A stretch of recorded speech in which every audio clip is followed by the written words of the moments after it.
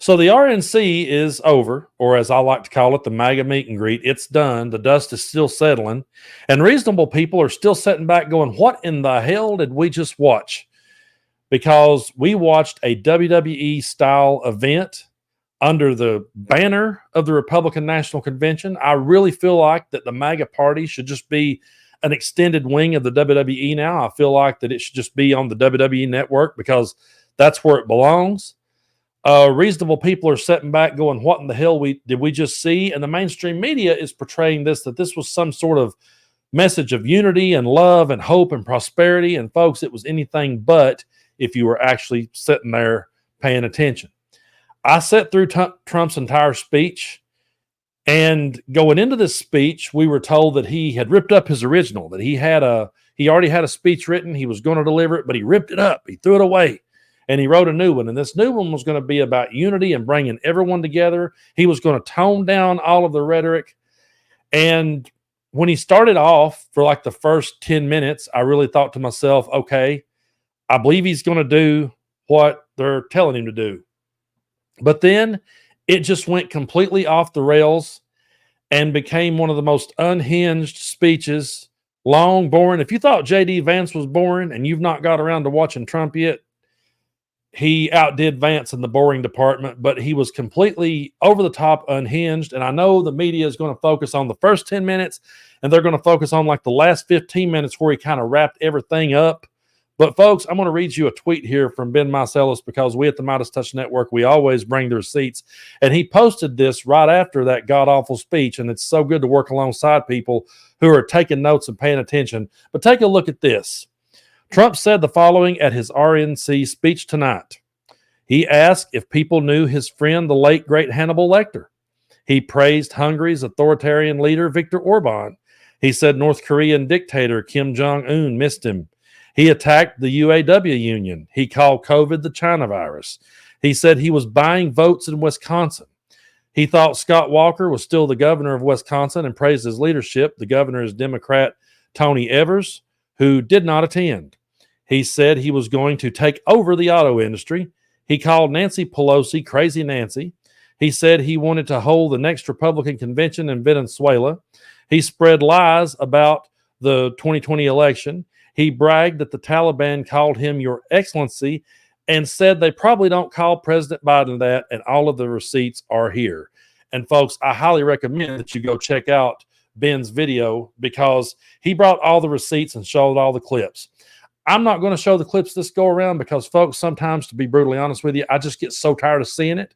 I know you guys are tired of seeing it, and I know for those of you that were sitting there paying attention, watching it, you saw what unfolded.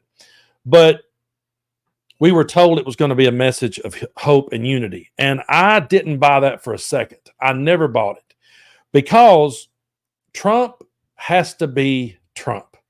Trump hates the type of politician that now they're trying to mold him into. He doesn't want to be the elder statesman. He doesn't want to be Ronald Reagan. He doesn't even want to be Mitch McConnell. That's not what he wants to be. He thinks that his act is appealing. He thinks people likes that. He saw it work on his audience. He knows it's all about ratings. And he knows to stand up there and be peaceful now to this rabid base is only going to lose support. So he started off good. He went completely off the rails in the middle and gave the crowd what they wanted to hear. And then he wrapped it up at the end.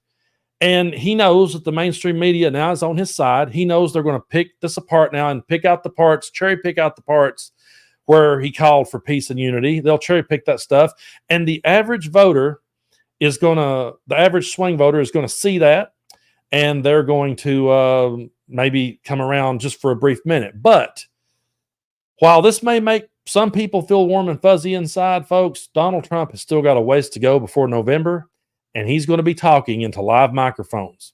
And what we saw last night was that he cannot stay on point. He cannot stay on the new message. It's not in him to do it. He is going to reach back into that bag of tricks because that's all he knows. That's all he's got. And when he does, we will be able to sit there and bring the receipts every time. The thing about the Biden debate, and the media still wants to talk about that, they're still calling for Joe Biden to drop out after giving Trump a pass for all the things we just pointed out. They've been calling for the wrong man to step down and drop out this entire time. It is Donald Trump, the convicted felon, that they should be asking to step down. It's Donald Trump, the man who was found liable of sexual abuse, who was found guilty of fraud, who tried to overturn an election he knew he lost. None of those things went away because of what happened in Pennsylvania. Again, we don't condone political violence at all. We condemn it at all costs. Those things should never happen. But what happened in Pennsylvania does not change who Donald Trump is. And this new act that MAGA is trying to put on is bullshit, and we see through it because we have saw them turn the temperature up ever since he come down that escalator, and now they're on this gaslighting campaign to gaslight us into all thinking that we didn't really see what we saw. But what do we say here on the channel? I refuse to be gaslit. I'm not going to let these people tell me what I saw. I know what I saw, and I know what I'm going to see going forward. I can go ahead and predict it. Donald Trump will not be able to hold to this peace, love, and unity message. He can't, because he said himself, you can be the most cruel, hateful, and over-the-top person, and it doesn't matter because it's all about the ratings. He realizes that peace and love isn't ratings, folks. He has completely cashed in now on the WWE gimmick. He is in complete and total heel mode at this point.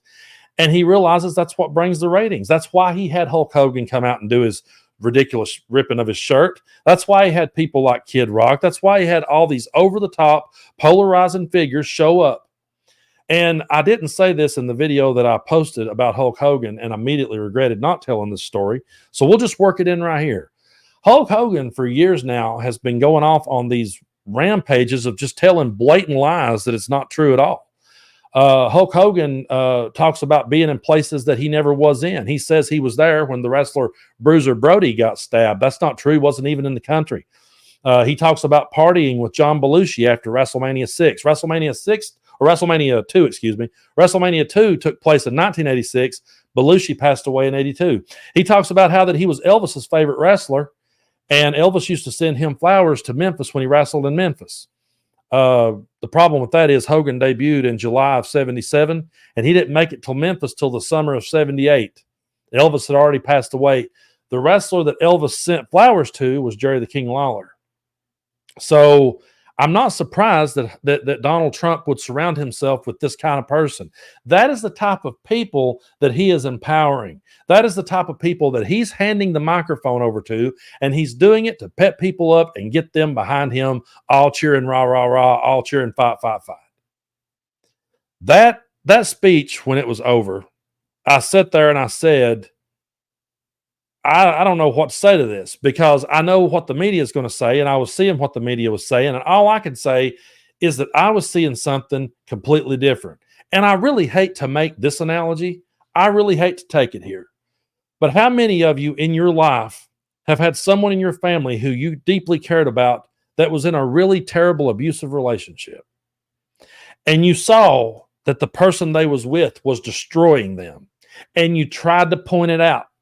But then they come to you and they said, yeah, but it's for the times when they're good to me. It's for the times when they treat me good. They're not always like this. And how many times did you sit back and just watch a family member's life be destroyed by somebody like that? That's how I feel when I watch that speech and then I hear the mainstream media tell me that everything I saw was about peace, love, and unity. And even if I don't care, let me just go ahead and set this on record. I do not care if Donald Trump does preach peace, love, and unity from now on. I'm never voting for him, and I'm never voting for MAGA, because they are a radical fringe group that has taken over the Republican Party. They stand against everything this country stood for.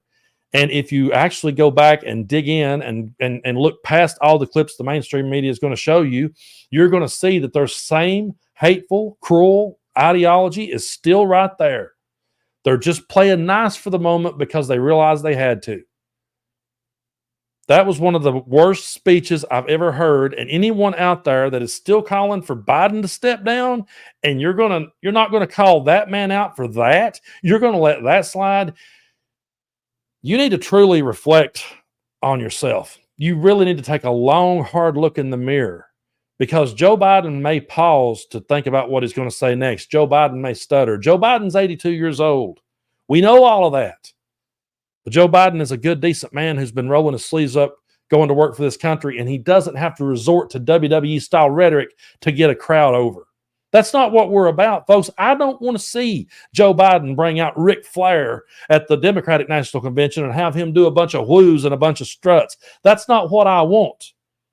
I want a leader that's going to stand up there and going to lay out a vision for what they're going to do for all of us, and not just the ones that looks and sounds like us and has our accent. That's what I want to see, and that's what we will see. And I guarantee you, I'll go ahead and call it and predict it now. I bet money that the media will destroy the Democratic convention and talk about how that, you know, they'll down any stutter Joe Biden does, they're going to put it up there on the screen. And just remember, the reason they're doing it is because they sold their souls to Donald Trump. They sold their souls to Donald Trump for ratings, because when they heard him say that about it's all about ratings, yeah, they know that too.